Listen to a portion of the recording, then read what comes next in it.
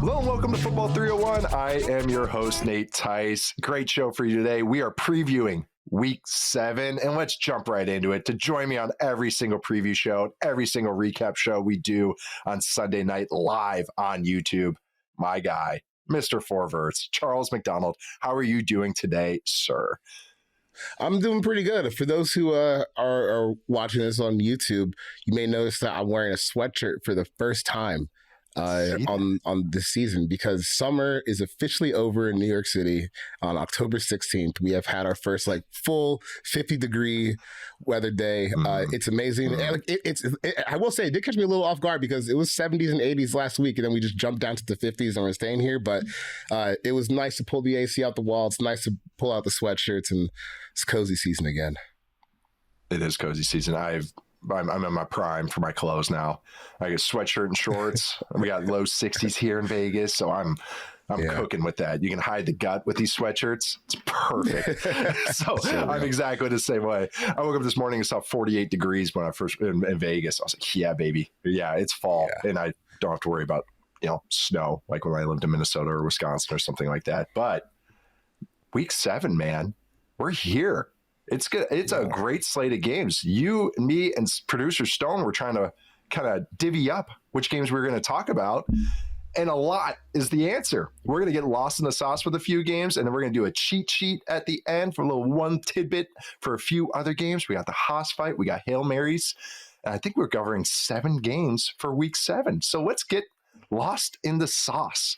This is where we deep dive on 3 of our favorite games of the week. We had a bunch to choose from this week. We're going to start with the Colts and the Chargers. Colts playing at LA. Chargers are 1.5 point favorites. This is an afternoon game, or a late afternoon game, I should say, depending where you live.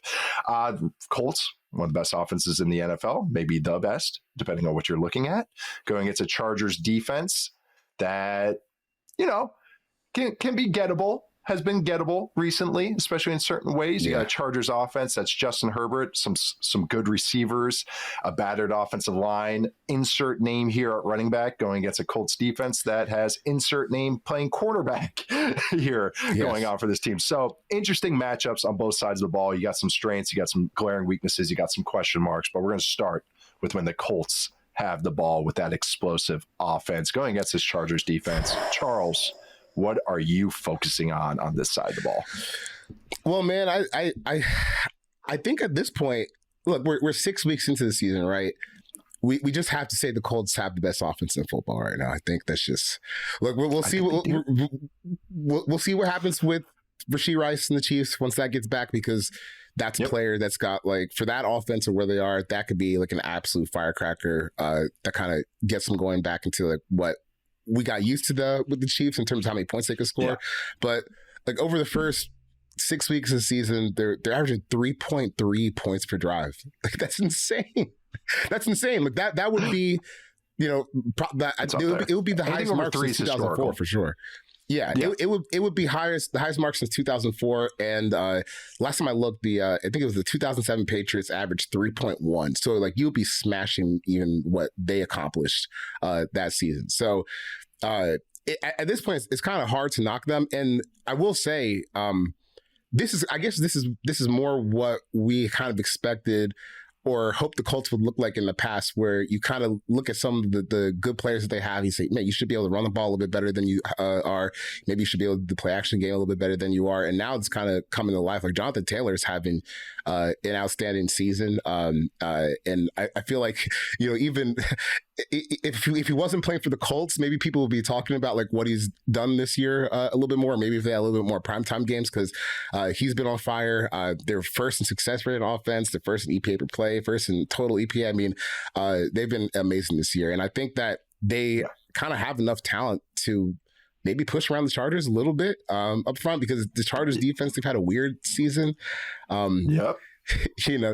Because last year, it kind of felt like they were overachieving to start the year, and then they ran in the back half of the season. They ran into the kind of the better offenses like the Bengals and the Ravens, and even the Broncos in the second half of the season were able to put up points on them. Blue chip battle, as you always put it. Yeah, the blue chippers, and it got a little spooky for them. And I think something similar could happen here. I'm not saying that they're going to get absolutely blown out the water, because there still is part of me that says, really, like, Daniel Jones is going to just command this offense that raises everyone to the ground.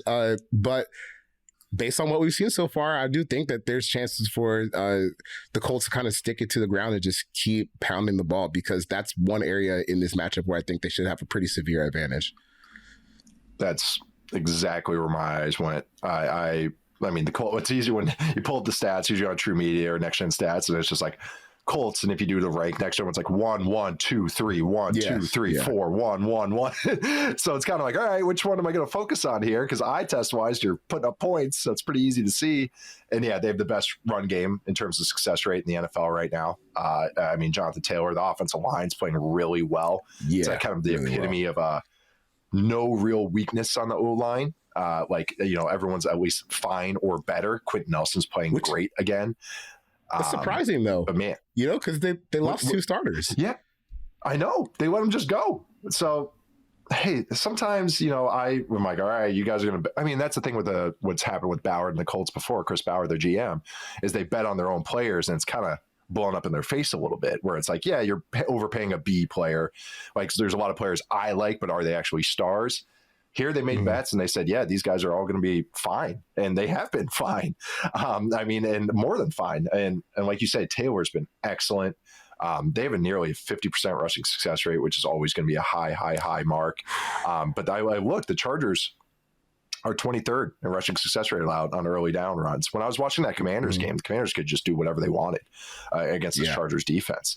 Even last week going against the Dolphins, it was like, yeah, it's not like I'm fearing this run defense. Tier Tart's a good player, but they just don't have a lot of like other guys that can just win one-on-ones. Tuli Tuiapo is really good against the pass, but against the run, he's okay. Khalil Mack did practice though, which is huge, because Khalil Mack has always been a better run defender than a pass defender or pass rusher, even though he gets games with like 6 sacks and everything. But he's so good against the run.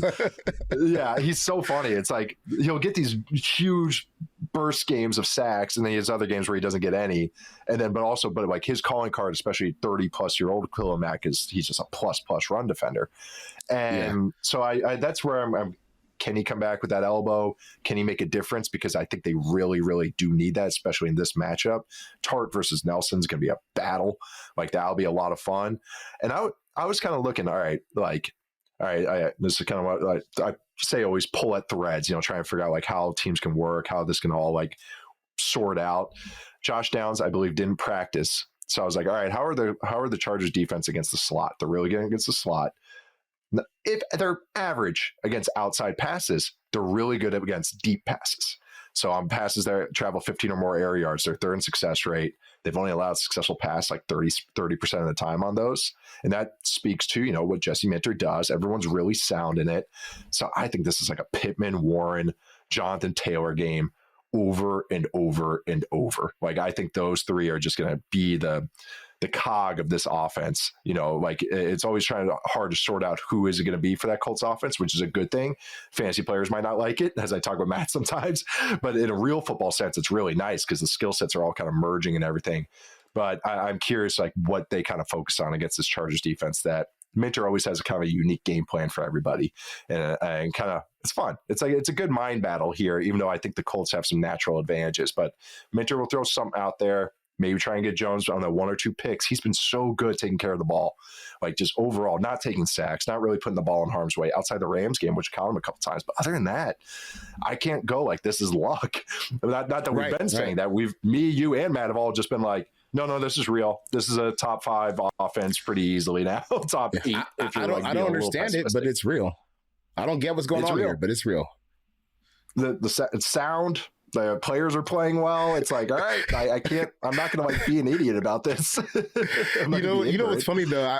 What I was thinking about the other day was, during this, before the offseason, or not before the offseason, during the offseason, one of the big criticisms of the Colts plans at quarterback was, okay, like, let's say Daniel Jones plays solid. Were you going to pay him? Well, yeah, I guess so. Yeah, we're gonna pay him. I guess so. Yeah, I guess we're gonna pay him. if we can do this, yeah, we're absolutely going to pay him. So I'm really interested to see where they fall contract wise after the season, because he might be able to run their pockets. Yes, he could. That is a bet he made on himself, and a bet that he is cashing in. He's going to turn that 16 million maybe into 60. But that also makes Anthony Richardson trade market interesting. Kevin O'Connell's always lurking. But no, I again, these are two great minds, Minter, Steichen. I'm really excited to see what they kind of come up with. I'm curious where the Colts do go with the ball when they do pass it. It's going to come down to, I think, a lot of Chargers tackling, which they are pretty good at, pretty good tackling team, but Colts have been able to churn no matter who they're playing against. So really fun battle over on this side of the ball. On the other side, one last thing on the Colts Chargers games. If Indianapolis is able to like establish a lead, like in the first half going into halftime, that like legit could be the end of the game. Because in the second half this season, the Colts have a 55% success rate on rushing attempts, and the Chargers are giving up a 51% success rate on rushing attempts. So if they the Chargers stats in the second half of games this season, Chargers defense, their stats just kind of fall off a cliff. So if it gets to the point where we can do some leaning, might be over pretty quick. Oh, that's a great stat. And that makes sense, like, because the strength of this defense is how sound the coverage is and just how tight they make it. And they're betting that offenses can't be right over and over again. That's just their bet. They know they don't have the best, horses everywhere. Right. So that's a great stat because that shows kind of like opening game plan, and maybe just like, hey, over time they lose the blue chip battle, as you always put it too. So no, that's a really good stat. That's how it feels like too. Feels like you can poke them as games go along. If the offense can handle it, anyways. They still should have won that game against the Giants. Still say that one of the weirder games that we'll look back on. Other side of the ball, Chargers offense, Colts defense. I'm pretty simplistic here. It's if Herbert's upright, that's the only way they have a chance. And it's because the Colts have just a bunch of backups at DB, at corner especially. And the Chargers Herbert especially, has been really targeting the receivers. Quentin Johnson was hurt last week, but there's Ladd McConkey, still stepping up and be able to do that. He was limited this week with his hamstring, but that's what Herbert's been doing, just peppering those receivers. The Colts are pretty weak at corner, and that was even when they had Xavier Howard. And now Xavier Howard's back up, the guy that he beat out, and now Travarius Ward has a concussion, so little concerning in that part. Are there any other parts of this side of the ball that you're focusing on, Chuck? I guess it's really just about Herbert staying upright, because man, they're so beat up on offense. Every year, man, like Slater, all's been hurt, Hampton's out. I mean, it's really just it's up to him to just stay up, because I do think he is good enough on his own to get this Colts defense in this state. But is he good enough to keep up with the Colts offense is another question. Right. So it's gonna be a tough sledding for old Herbie again, as usual. Colts offense that can run. Yeah, old Herbo. Colts offense that can run the ball too. So they can just go hey, here's a 10-play drive. Oh, he went 3 and out because he took a sack. Okay, here's another 10-play drive. All right, you got another 3. That's when blowouts happen.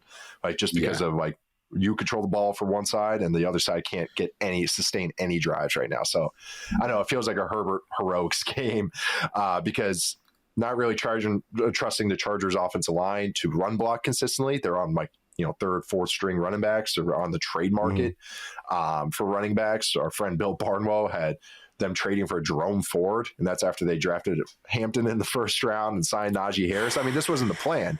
And so it's but this is, they're competing for a division spot. They're competing for a playoff spot. So they just got to keep going. Just because they don't have their ideal guys, they have to figure it out. But every week it's just going to feel like until Hampton comes back or they get some health luck, that's going to be Herbert chucking it to receivers just over and over again, just over and over down. Ladd, Quinn, Keenan. All right, let's go, buddy. It might be the tight end, the kid from Syracuse. I'm blanking on his name right now, but it might be a week for him where he gets. I do know this. Arande Gadsden from. Oh yeah. I was laughing when he said this wasn't the plan. It wasn't the plan for Hampton to get hurt and the backup will blow his eye out shooting fireworks. But you are the Chargers, so this is where you live. We got 2 eye injuries in these teams. We got Anthony Richardson breaking his eye socket with a stretching band. How hard was he using it to break his eye socket? Yeah. just rubber banded into his eye. I know. Yeah, you need to sit down and play some video games. Loosen muscle. Something. He's got to have a kid. Get that dad bod going. Just add some fat. Look at Mahomes, man. You're trucking people with a beer gut. It's good. Yeah, it's the way to do it. It's power. No, I'm just really curious with this game. You know, you got some good coaches and some, like, I don't know. They're not nothing's perfect. I mean, the Colts offensive line, or Colts offense is pretty perfect right now. But, you know, it's just, I'm curious how Jesse Minter attacks them. That's why I always like defense coordinators, offense coordinators I respect. I'm always curious how they go against these best units or unique units. So a game that's going to just be very curious to watch and very exciting to watch. What should be some fireworks as well. Final predictions: Chargers 1.5 favorites at home. I am going to take the Colts. You see the Chargers are favorites? Yeah. Okay. Yeah, I'm taking the Colts. Yeah. Taking the Colts. I'm also taking the Colts. I'm covering it now. I would take the over too. I'm also. Yeah, I would too. I think the Colts are just gonna be pounded on them. Like I just over 4 quarters. It's like, yeah, I know Daniel Jones is part of this too, but I just think I just don't think they're gonna be put in a lot of hard spots. Like that's what you were trying to do, create a lot of third and longs of Daniel Jones. I don't know if the Chargers can do that. So that's tough. Nothing against them. Still think it's a solid team, but just I think the Colts are just rolling right now and they're finding a lot of answers on offense. Should be points, though, which is always fun. But we are going to take our first break, and then we'll come back with 2 more lost in the sauce games. See you guys in a sec. We are back. This is our Haas fight of the week.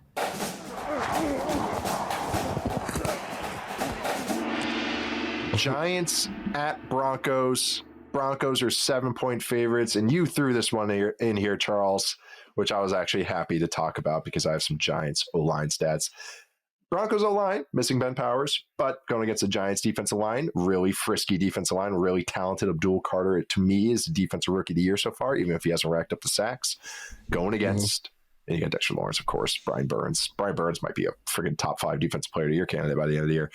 Going against the other side of the ball, Giants offensive line, kind of playing well. Once Andrew Thomas came back, got Cam Scatterbo going against, one of the most tenacious defenses in the NFL that racks up pressures and sacks.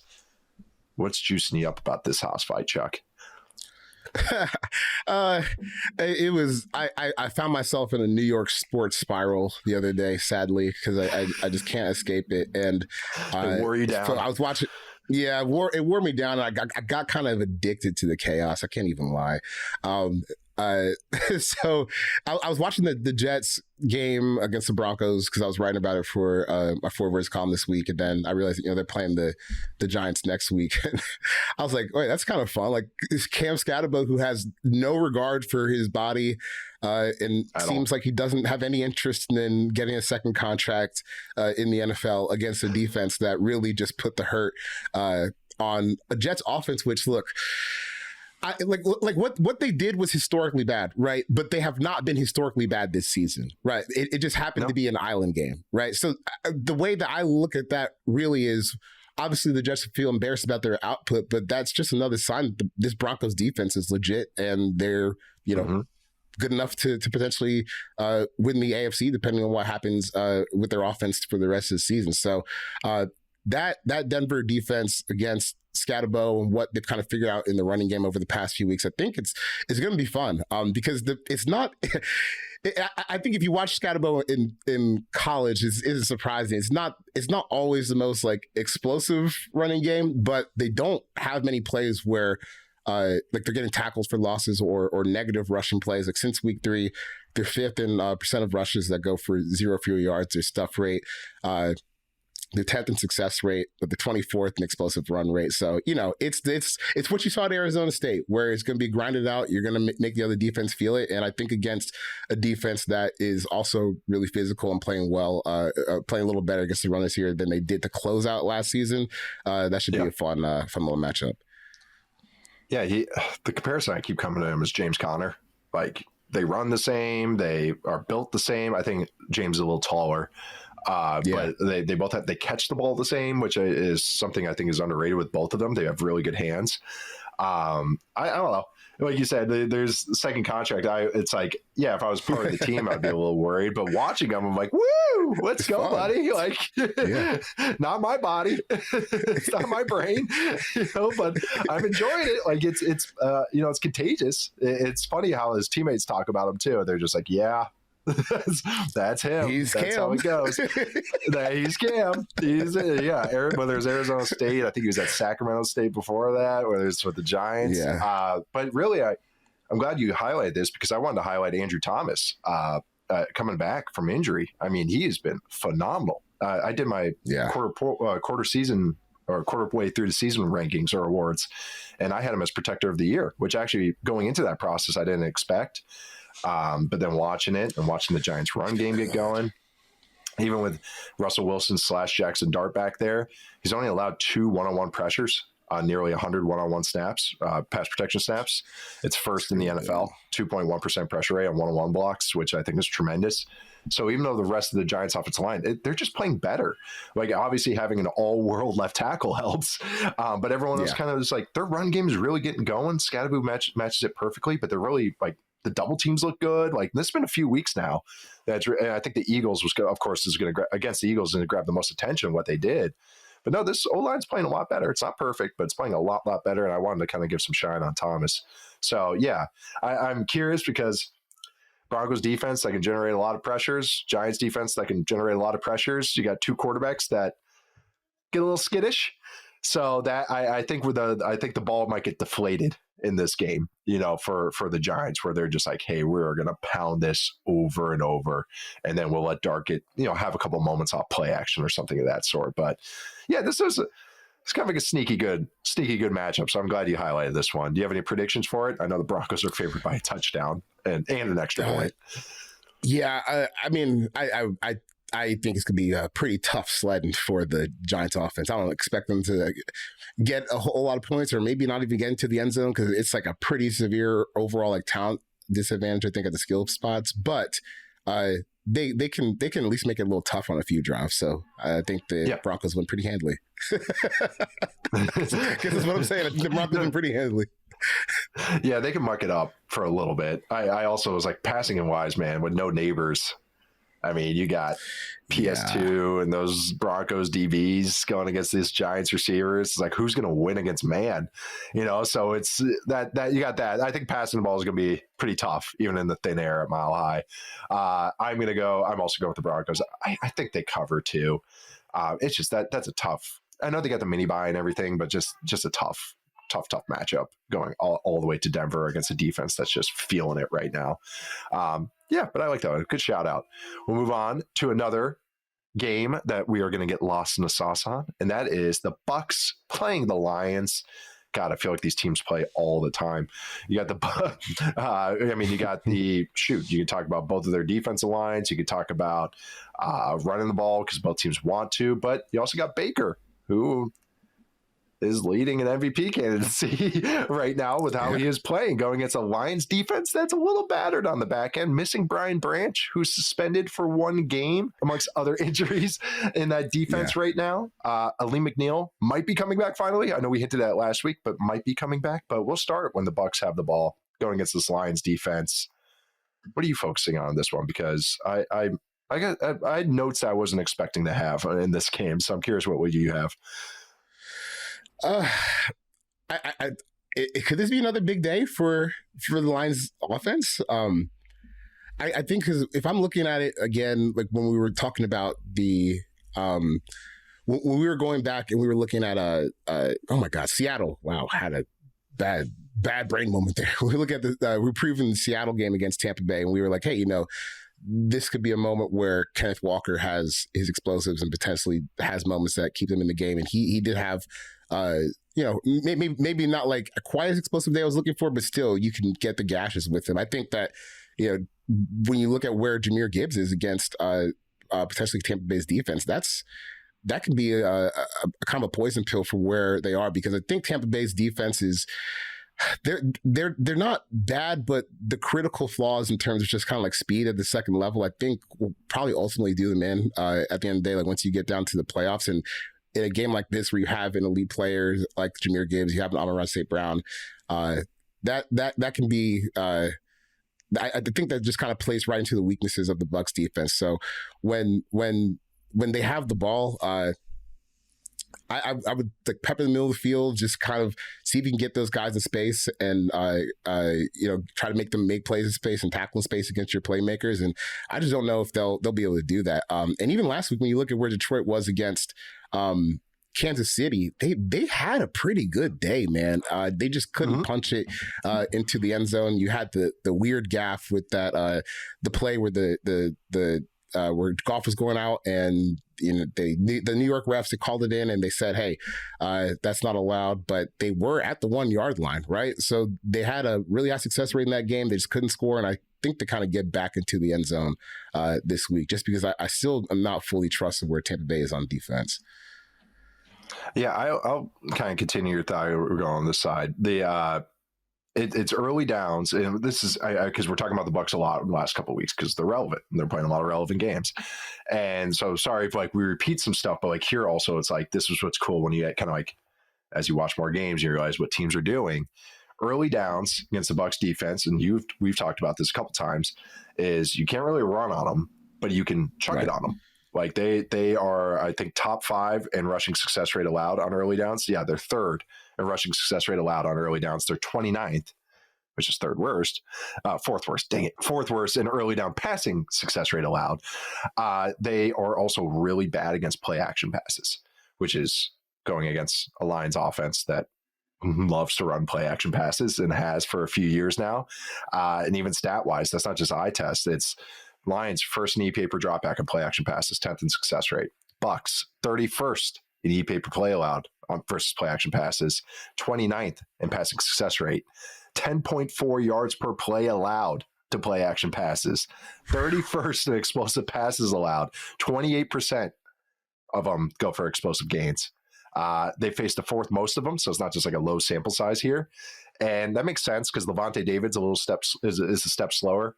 It's an aggressive defense. They play top down, and they really fire on the football. If you give them big bodies, and which a lot of teams like to do, get them in their 3-4 and then try to manipulate that, which is what I'm curious if that's what the Lions try to do in this game, because that's what I would do going against this Bucs defense. I mean, they obviously get paid more and are in the league longer than I ever was, but it is something that I'm curious on that's what they'll go against. Also, just kind of looking at this and noticing who's popping off, and this makes total sense because all those blitz looks, the player that's usually hot on a pass concept, if you are blitzed, is a tight end. And sure enough, the Bucs are dead last in success rate allowed to tight ends, tight end targets. 21 of 27 pass attempts to tight ends this year against the Bucs have been successful. They've allowed 3 touchdowns. 15 of those 27 attempts were when they were blitzing. All 3 of those touchdowns were when they were blitzing. And so I think it's a big Sam Laporta week is what I'm getting at. I think Sam Laporta is going to have, whether they're not blitzing, because he's going to get some of the linebackers. If they're in base personnel, then you get Jacob Parrish not in the slot and you get him outside. I'm very curious how they use him now. You can kind of just create some matchups. So I think there's going to be a lot of tight ends from the Lions, a lot of heavy personnel, which is what they want to do, a lot of play action. And I know the Lions want to run the ball. They're always run heavy, but I think they're going to it's going to be a Jared Goff chuck it. They do have a heavy tendency though that I have noticed, which is if they have a failed run play or failed pass play on first down, they run it really heavy on second down. So curious if they change that up as well. But I always use the term natural answers. I think what'd you say? That's me in these football video games. If I mess up that pass on first down, no, we're getting some. Even if it's 1 yard, we're getting some. Run duo. We can't have a 3rd and 10. It's got to be at least 3rd and 8. Oh yeah, they're automatic with that. It's a huge tendency I've noticed with them. Them and the Packers, I think, have a huge tendency with that. But I just think that. Yeah, the Lions are always going to try to run the ball. That's the basis of their entire team. But I do think that their offense is actually set up well against this Bucs defense because they can just get into those play action passes. They've had answers before against this defense. A couple of years ago, they did some cool cadence stuff against this defense. So I'm curious again if they get to that. All right, other side of the ball. Bucs offense, Lions defense. potentially McNeil back. Mike Evans is potentially back. Emeka Egbuka is now injured. You got Aiden Hutchinson going against another backup right tackle, which was a nightmare for this offense last year when, what's his name, School was playing at right tackle for him and led Aiden Hutchinson's Defensive Player of the Year candidacy. You remember that game? It was unbelievable. Yeah. No. So the Bucs run game hasn't been great this year, but Baker's hitting some big passes and high leverage moments. So what are you focusing on against a Lions defense that, has gotten banged up on the back end, but they are still tough on the front end? Yeah, am I off on thinking that Tampa Bay kind of kills them this week? Because where I was in the Lions defense going into Kansas City last week was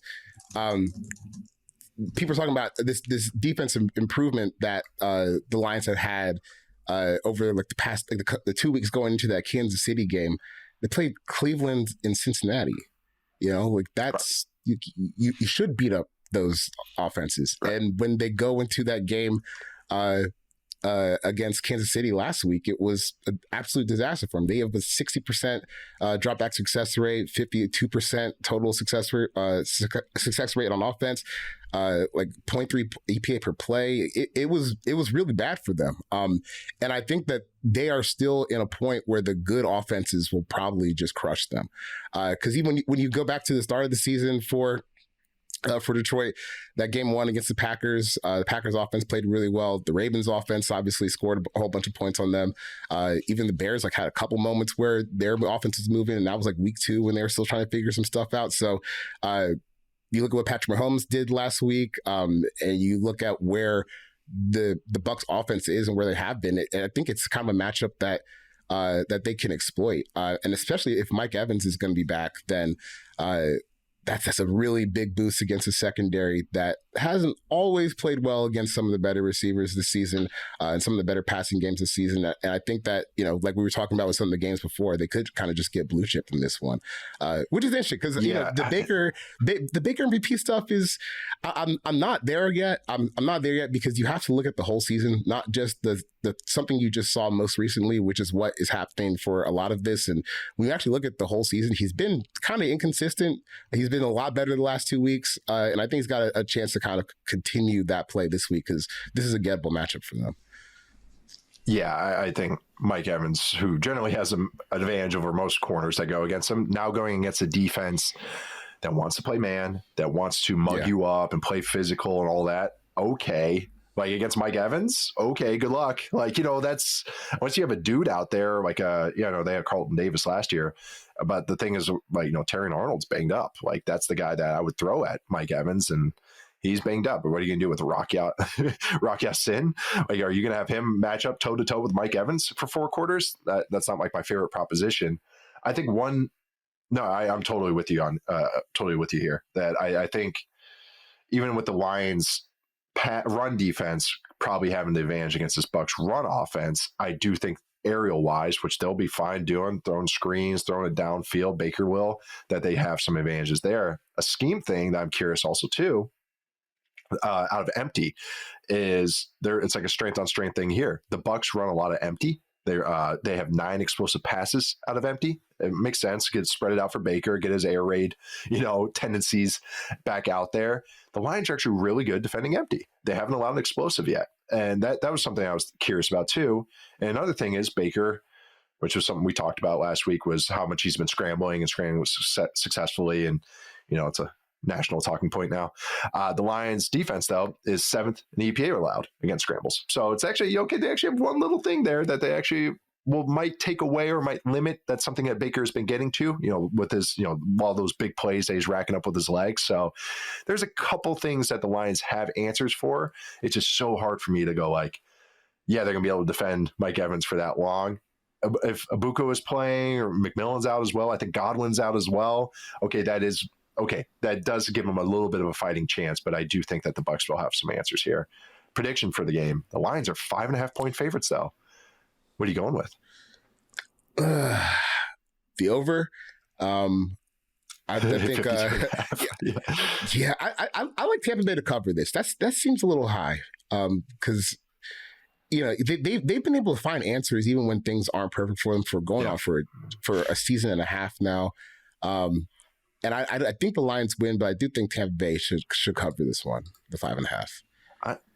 I'm going. I know I said the Bucs, Mike Evans are tough, but I think the Lions win this one handily. Even if I don't like it, feels like a weird matchup for them right now. It's just where the Bucs are at and how they're kind of flying high. This game's Monday night, by the way. I should have said that. But I don't know. I think the Lions, again, just have the right answers, especially on offense. Like, I don't think they have to do anything different than what they want to do. So I think that's why I'm like more, leaning towards that and leaning to them covering as well. That is a big spread, though. I would say 3.5 or something like that. But also, I just live in Vegas. I don't work in those. I don't work at the sports books to figure that out. and my side just now was I just realized there's another doubleheader, and this is the bad one we got Tampa Bay, Detroit at 7, and then Houston, Seattle at 10. So it's not even stacked. Oh, that's right. I actually did know that. I did know that. And you got a Sunday morning, and you got a London game. Yeah, I know. I need the Mariners to. I can't have another double Monday night plus a Mariners game. That was rough. Yeah. So someone's got to wrap this up, man. Someone's got to wrap this up. That was a little hard on the heart and brain. No, I'm excited to watch this game. These two teams play some fun games, and I think the Lions got it though. I'm trying to figure out the Bucs. Like I don't think they're like, I'm like, oh my God, this isn't all luck or anything, but it's like, if they're getting away with some stuff right now. And while I don't think the Lions are perfect, I do think they have like a pretty good football team right now. And especially I think on offense, I think they can do what they would need to do to win this game. All right, we're going to take our last break, and then we're going to come back with the cheat sheet and some Hail Marys. See you guys in a sec. All right, we are back. It's time for the cheat sheet. This is one matchup to watch, one tidbit, one note on each of these games. There was a bunch, so that's why we wanted to get to a cheat sheet this week.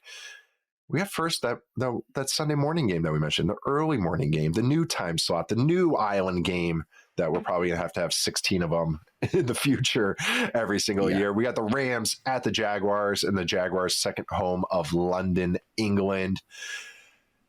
Jags are 3-point underdogs with the Rams favored over there. What do you focus on this? What's your little tidbit for this game? I kind of got stuck here, right? Because I fell down like I was playing around with the graphs on True Media the other day, and I just put in like total, success rate, offense and defense combined, paired with, total EPA per play. So just every play, offense and defense. And it spit back out that the Rams are like the best team in football right now, which was kind of surprising to me, right?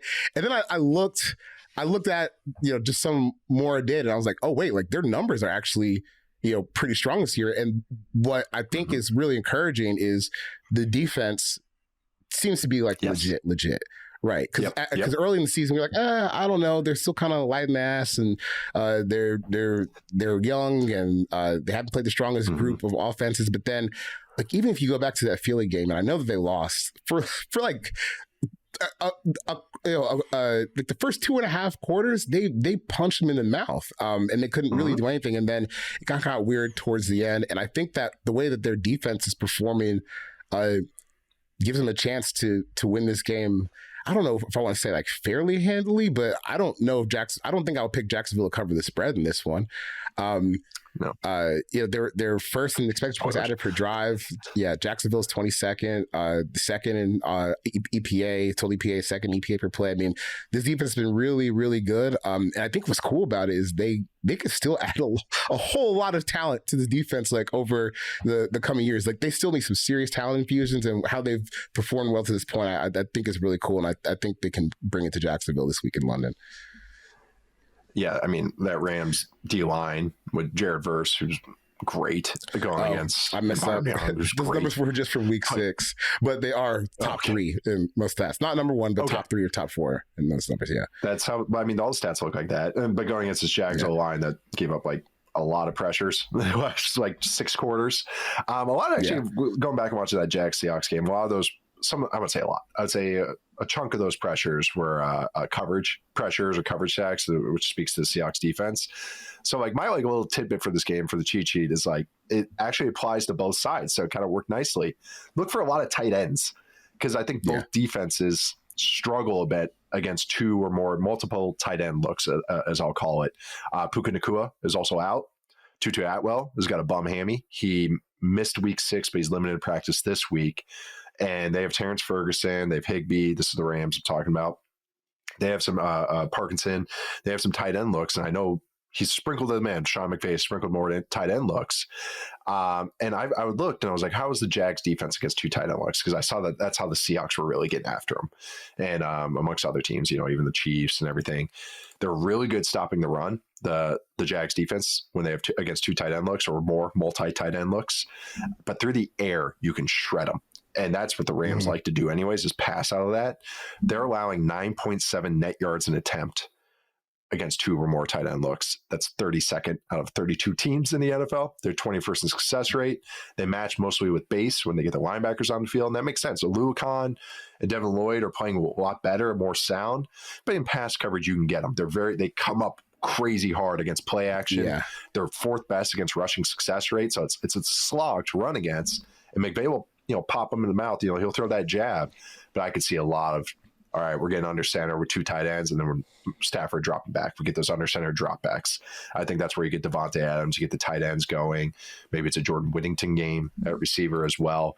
But I do think that like they have some natural answers, and I kind of, because I had the stat already up, I was like, what about the other side of the ball? Because, I'm just curious because Rams defense, like you mentioned, playing their numbers are great. And when I watch them, they're very opportunistic. They're playing really sound. Mm-hmm. And then I was like, all right, how would I go against this defense? Because they'll run a lot of dime, which is 6 or more DBs. Yeah. And if you're going against a defense that plays a lot of dime, Charles, what would you do? Like what first answer, what would you do? We're just going to get in 12 and hurt you until you stop. That's it. Exactly. Just pound that freaking rock right down your throat. And sure enough, you are going to learn today. Yeah. Yes. You want to put another single digit? Well, no, that doesn't work anymore because now everyone can wear every number. But you want to put another non-50 number that used to be 50 number on the field? Okay. You can run it on them. 29th in success rate when facing two or more tight ends. They allow a 47% rushing success rate against two or more tight ends. And the Jags, who have multiple tight ends they can use, even with Brenton Strange out, are 6th in rushing success rate of two or more tight ends. 45% rushing success rate, 4th in EPA per rush, decent explosiveness, but they run at a high rate out of these looks. Like they're like a 70% rush rate out of these looks, one of the highest rates in the NFL. So tidbit worked nicely here. Look for a bunch of tight ends. Look for Rams passing out of tight end looks and the Jags running out of tight end looks just for opposite reasons. And I think that's a nice little encapsulation of how to use two tight ends or multiple tight end looks right here in this game. You got a prediction for the game? I think we both already spoiled it, but yeah, I think Rams win. Yeah, the Jaguars offense it's making me feel like last year's Steelers offense, where it's like, I'm watching the games. I'm like, man, I kind of like some of the stuff that you do, and then I go back and I look at the numbers, and they're so bad. It's just like, they're getting there. It's like they're just. I'm fascinated with the Jags, man. I'm fascinated. They were the weirdest team. Like they do some of the dumbest things you'll ever see, and then there's moments of brilliance that you're like, oh, this could work. Really, like Trevor Lawrence is the perfect quarterback for it. Like some of the dumbest things you ever see, and then some moments of brilliance.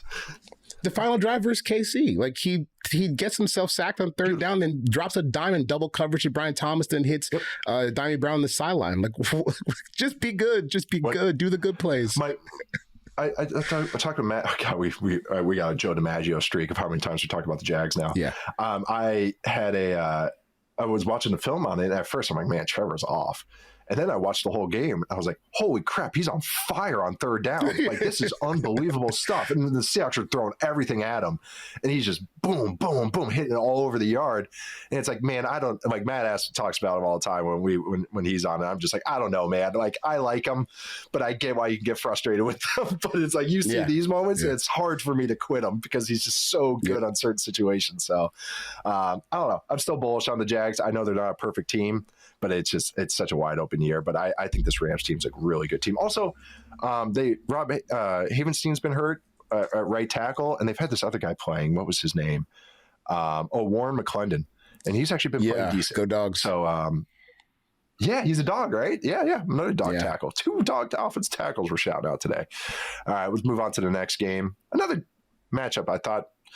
I don't know, maybe there's a game in my head that I'm going to talk about in a sec that is burned into my brain, but I feel like Eagles and Vikings, maybe it's for my youth that I remember these games. But Eagles play at Minnesota at US Bank Stadium. We had some McCarthy practicing, but it seems like it's going to be Wentz this week still at quarterback for the Vikings. Last we saw them, they played Cleveland in Europe. What would you say? A revenge game for Carson Wentz. It is a Carson Wentz revenge game. Great shout a legit revenge game.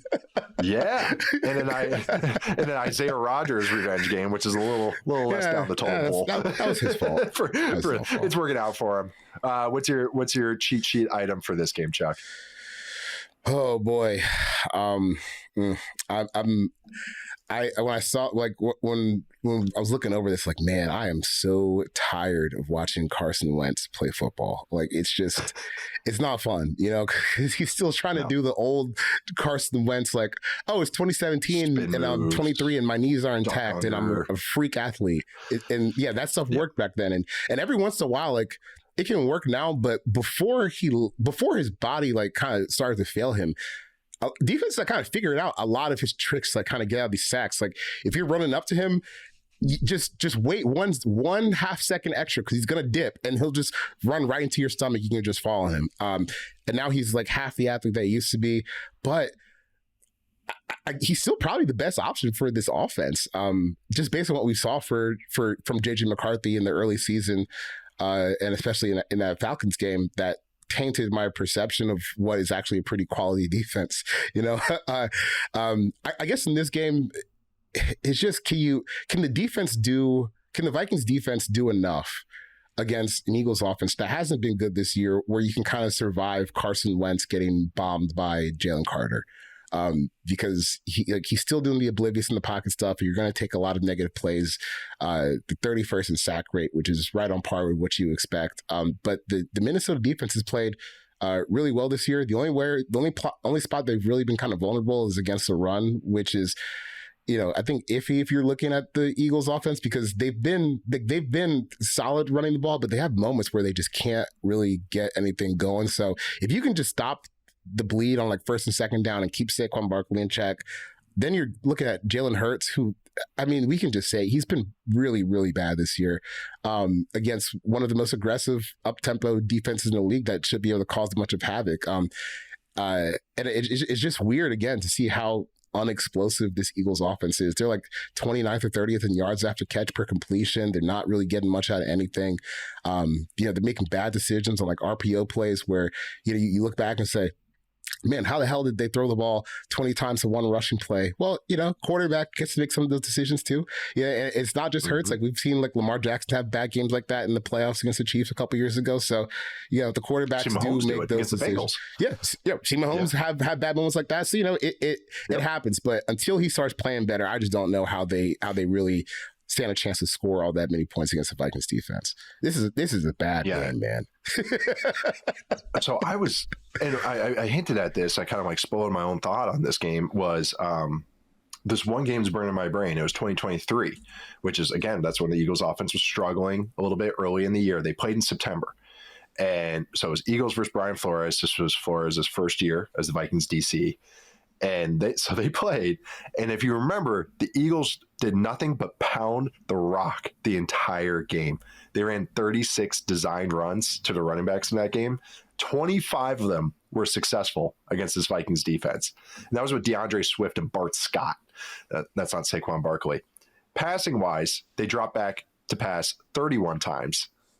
How many of those 31 dropbacks do you think were successful, Charles? So 25 of 36 runs, they dropped back 31 times to pass. How many were successful? 4. 8, but that's still very, very low. 25.8%. Yeah, that's awful, which is awful. Yeah, I mean, and that was when the Eagles offensive line, that was Kelsey's last year. Still a pretty good offensive line. I would say the 2024 version was probably their best version. But yards before contact difference, it's stark, even compared to last year. The Eagles offensive line, or the Eagles, I should just say the Eagles, 1.51 yards before contact this year. Last year's 2.34. So almost, 0.8 yards difference, almost a full yard. The lowest before that was 2023, and that was 1.9, 1.89. Usually they're above 2. And then the yards after contact isn't great either, which kind of shows, all right, how the running backs making a guy miss. Are defenders getting good angles when they were trying to tackle them? All that kind of stuff. So it's just one of these things where Flores had their number before. So what the Eagles did was just like deflate the ball, pound the rock. Are they going to do that and tick off their receivers even more? Are they going to trust the offensive line? That is just, I still think it's a good offensive line. It's just not the dominant top 3 unit that we've seen in the past. So I think they go down this game plan, but I'm curious because of the narrative that's going on right now. I mean, they've had they played Thursday. So those extra couple days, it's a long week with Philly media getting after you. That's going to be really tough to kind of ignore that noise. It's not the easiest matchup to be ignoring noise and going into. Yeah. The other side of the ball is just curious. I had like a little curiosity too. So 2 notes on this cheat sheet for me. Vikings pound the rock. Vikings had one of the best run games in the NFL. I know Carson Wentz, whatever, the pass game and everything. But, the Eagles, if you're not guarding, or whoever Quinyon Mitchell's not guarding, they're running more man coverage than usual. Vic Fangio is. So whoever Quinyon Mitchell's not guarding, whoever Cooper DeJean's not covering is just a huge glaring target, which the Giants, Jackson Dart figured out. All right, so we got Jordan Addison, Jalen Naylor. Like, do those guys get going? If Mitchell's going to follow Justin Jefferson over the field, across the field, over the course of the game. But I do think that this Vikings team, again, natural answers. I think they can pound the rock. And going against this Eagles team that has been susceptible against the run. They're 26 in rushing success rate allowed. And I think, again, they've had a bye week, so they're able to watch some film. Kevin O'Connell, where'd he come from? The Rams. Sean McVay guy. They become more of a duo team. But the Eagles are terrible against zone runs. They're actually okay against duo. But against zone runs, they're pretty bad. Bottom 5 in success rate allowed. They allow 5.2 yards per carry. They faced some of the most zone runs, and that's what the Rams got after them with. So looking for a bunch of more zone runs, even though that this Vikings team's been more of a duo team. But again, natural answers. I think the Vikings have them in this game on both sides of the ball. So curious what the Eagles come up with after it's a mini bye versus a full bye. So all right, what are these sides coming up with? Now we know Carson Wentz is our guy for another week. All right, what do we come up with our side? I'm curious where all these coaches go. KOC and Fangio have also never faced off, which I know it's only been a couple of years for KOC, but I was looking for some game to pull off of, but this is what I got. I said he only has been there for a couple of years. So 4 years, and he was never truly. I mean, he was an OC in Washington, and I didn't look up those stats, but yeah, I know. So I thought I'd maybe have one game where they win against each other, but no. We got Vikings, or I should say Eagles, are 2-point favorites at Minnesota. Who are you going with? Man. Oh, God. I think I'm going to take the Vikings. Oh, boy. I think I'm going to ride their defense to a big day. I think they could absolutely. As well. Yeah, I think they could beat up this Eagles offense just because it kind of plays into all of Jalen Hurts' worst tendencies as a quarterback. Right. I think unless the Eagles' run game gets going, which is a possibility, it's a non-zero chance, that's going to make or break the whole game, is how much they run the ball and how well they can run the ball. I don't know if they can. It's a weird team right now. The vibes aren't great. So I am going to go with the Vikings as well here. Actually, that's kind of surprised me.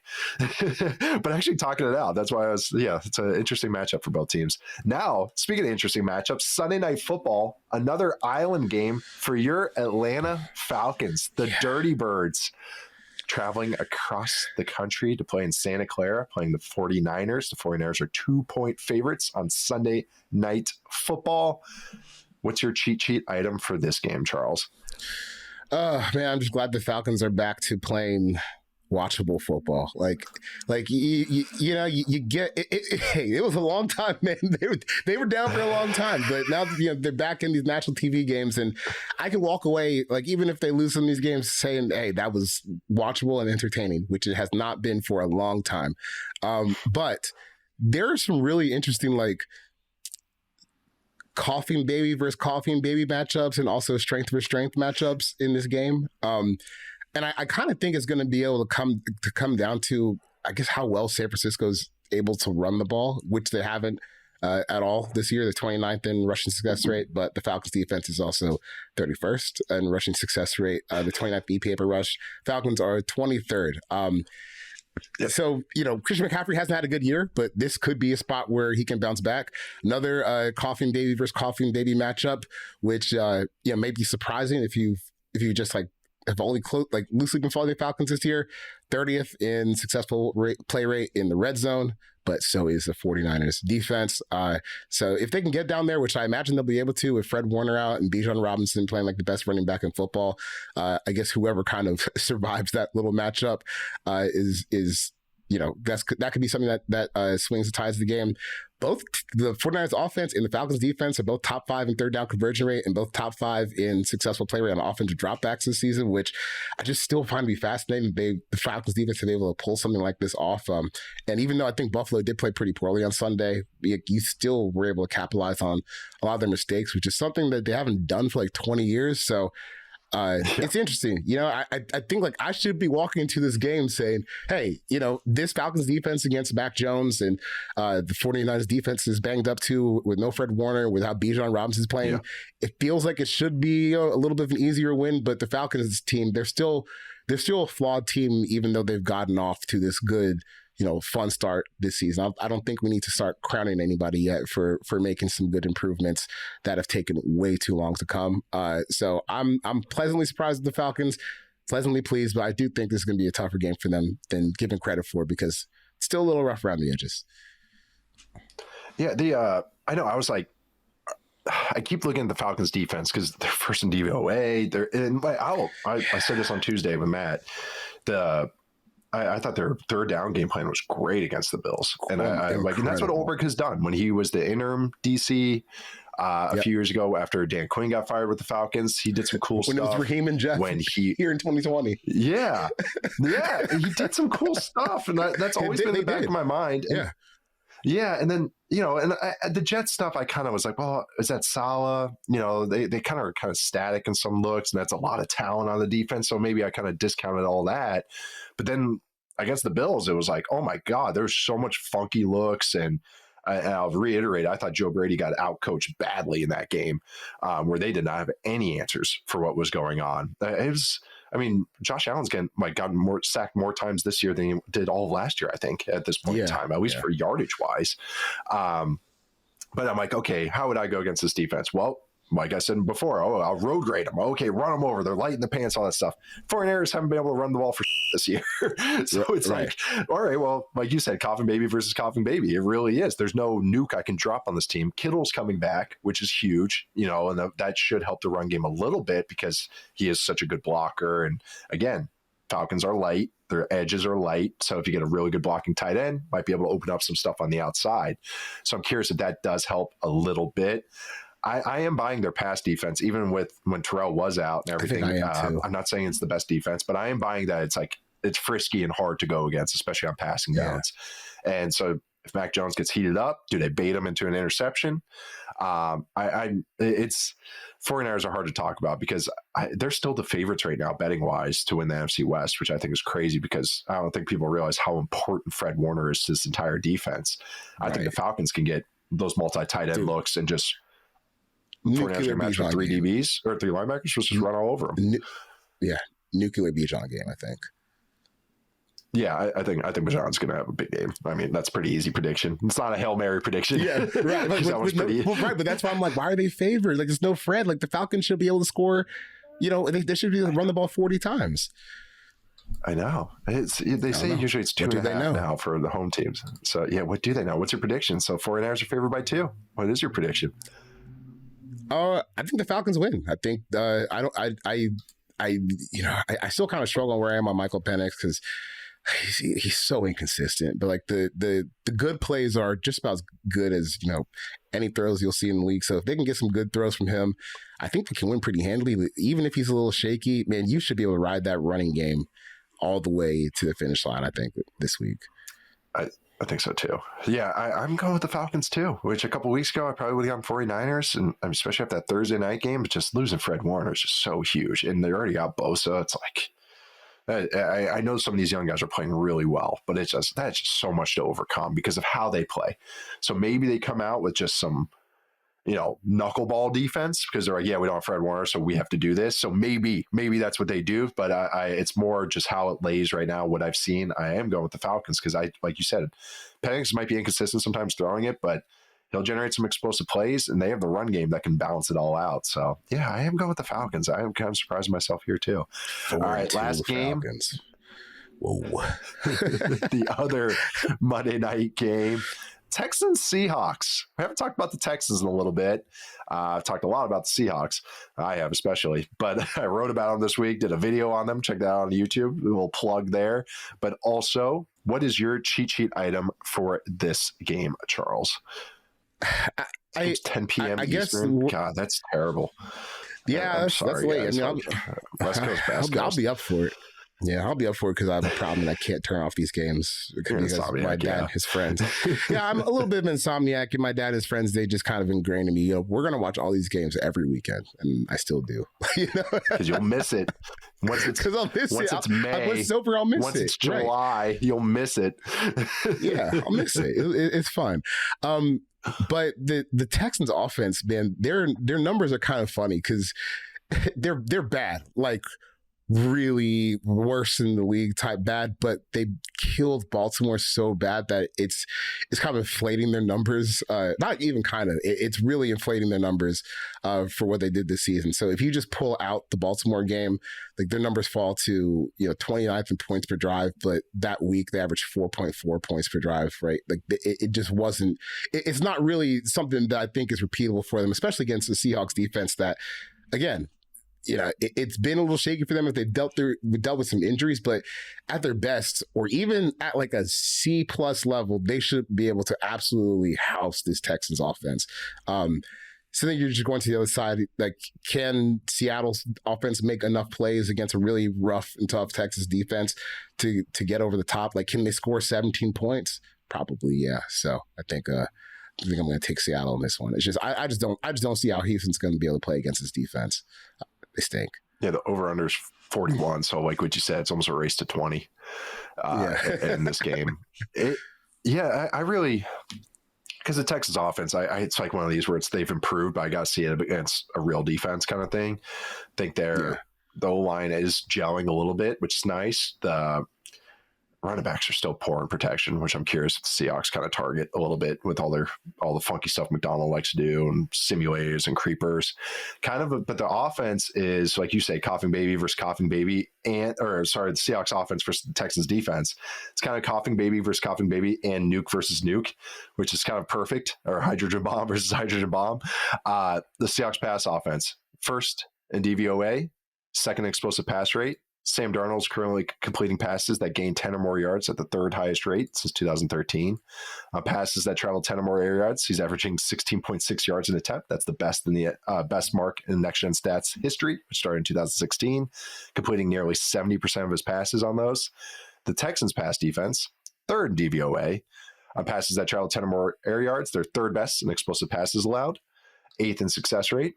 So what about the run games? Because the Seahawks, it's Kubiak Shanahan offense. They have a good run game, right? 21st in DVOA, 24th in success rate, 27th in yards per carry, 3.7. Texans run defense, and this is the 49ers and Texas defense because of what DeMeco Ryans, what they do, and kind of what the Jets used to do. It's kind of all the same structure. And if you don't have some dudes at linebacker, you don't have a spine that's really strong, you can pop them with the run game. You can just have a steady diet. And right now they're middle of the pack. They're better than they were last year. Not a ton of explosives, 10th in success rate, 17th in DVOA. And so it's kind of one of these things where can the Seahawks run game actually get going this game to be tolerable, or is it going to be they're going to be daring Derek Stingley over and over? Are they going to be daring? Yeah, like it could be a big tight end game for the Seahawks, where I think they maybe get into multi-tight end looks and challenge the linebackers in coverage. Kind of curious how the Seahawks attack this defense, because it's not like they have a run game they can just go, we'll just run it 40 times. They're going to run it because that's what this offense is about. But you're going against a defense that's pretty fast, not pretty fast, really fast, really fast, tenacious and aggressive. Darnold's been getting the ball faster than he ever has in his career. He's taking sacks at the lowest rate of his career. He's scrambling at the lowest rate of his career. does this heat Darnold up a little bit, going against a defense like that? Curious to see, because I do think you have some strength for strength here on this side of the ball, even if Darnold's just playing really well right now on top of JSN and the rest of the Seahawks offense. Yeah, you got basically like the number one play action passing game versus number one play action defense. Not the 49ers, the Seahawks, they've gotten a first down on 57% of their play action dropbacks. The Houston defense has given up a first down on 24% of their play action dropbacks. Oh, yeah. So that's big on big. Yeah. Big on big. 24% against play action. That's crazy. Yeah. That's insane, man. I know. And that also, you have the quarterback hanging on the ball with Danielle Hunter and Will Anderson burying that pocket in at you. So, yeah, I know. I'm wondering if this is the errors show up for Darnold. He's avoided them mostly, other than like the Bucs game. At the very end, he had played a great game throughout that game until the end. But like, are they able to kind of heat them up a little bit, or if they kind of aren't able to stay on schedule at all? I'm curious if they are able to get to it. Seahawks 3-point favorites at Lumen Field in Seattle. Who are you taking, Chuck? I'm gonna take Seattle. I just don't think Houston has enough offense. And yeah, Baltimore game was fun, but back to reality. I'm with you. God, we're in lockstep this week. I'm also going Seahawks there. I think exact same analysis. I think the Seahawks offense, Texas defense is kind of a stalemate. So what's the other side of the ball look like? And on top of it, remember, the Seahawks have the number one special teams, which according to DVOA. So again, just another little advantage in kind of like these even matchups. And they're at home. So going with the Seahawks as well. All right, that was it for Cheat Sheet. Now it's time for some Hail Marys.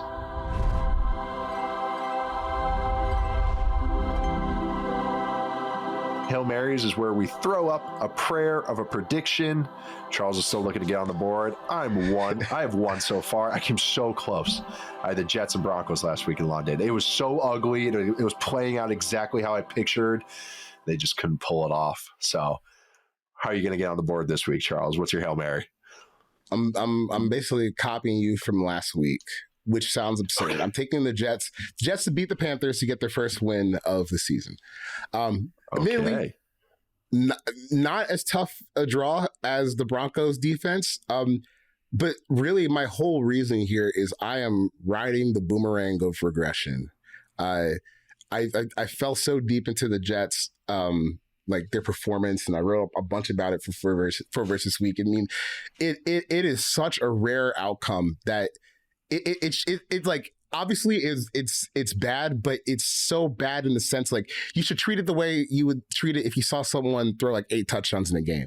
That's crazy, but like, they're not going to do it again. Like Nick Foles against the Raiders. Yeah.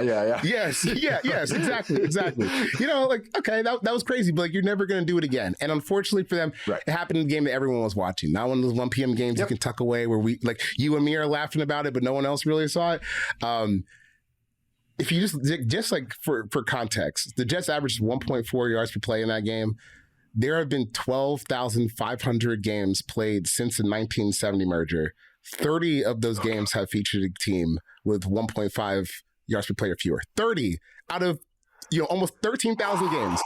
So that's like it was 0.23% of those games. Like you're talking about the smallest percentage of crap that you can stuff into an NFL game is what they did. And what's even worse is most of those games happened in the 70s. Like the vast majority of those games happened in the 70s. Since 2000, it's only happened 3 times. And Aaron Glenn has been involved in 2 of them because he played for the Texans when they went on the road and beat the Steelers. And he had 2 pick sixes in that game, in a game where they had 47 total yards. 47 total yards. That game. Yes, 2002 inaugural Texans. They go on the road and they were outgained 47-422. They had 3 first downs and they won 24-6. I mean, but that's what it takes to win a game like that. You need Aaron Glenn to get 2 interceptions for like 140 total yards and 2 touchdowns to try and win that game. Oh, man. And quite honestly, I just think that was so bad. You can't repeat it. You can't really even get close to it. And the Panthers defense is certainly gettable. So yeah. Thank you for bringing this game to my attention. I remember this game. I really do. David Carr. Do you see David Carr's stats in this game? Yeah. He had more sacks than completions. Oh yeah. He had 3 first downs the whole game. He went 3 of 10 for 33 yards and 4 sacks.